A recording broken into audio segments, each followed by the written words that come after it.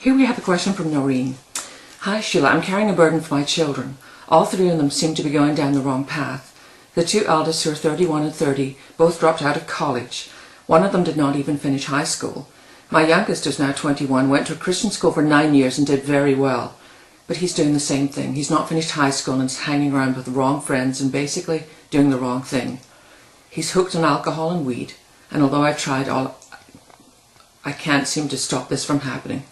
I'm dying inside to understand why God is not answering my prayers for these children. I'm a Christian and I'm so burdened. Noreen. I don't think there's a mother or a father watching into this, Noreen, who doesn't feel for you. It's a terrible thing when we do everything we know to do to raise our children, to live in a certain sort of way that would be honouring to the Lord, and then they go off on a different path.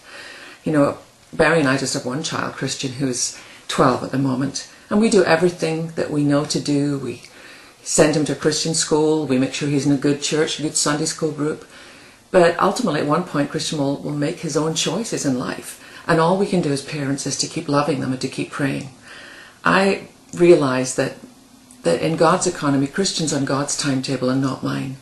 And I would think the same for your children. Don't lose hope, don't lose courage. I'm reminded of my dear friend Ruth Graham. And she said to me that when Franklin, one of their sons, was really going off the rails and was living a very wild life, she was devastated and she used to weep and pray every night for this son. But then one night she remembered that text from Philippians where it says, "Be anxious about nothing, but in everything with prayer and supplication with thanksgiving, let your requests be made known unto God." She realized she had not been really thanking God.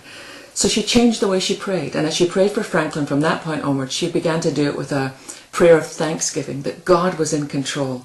I want to challenge you, Noreen, as you pray for these children of yours, do it with thanksgiving that God is working. Not one of your prayers is falling on deaf ears. God hears everything. He loves your children even more than you do.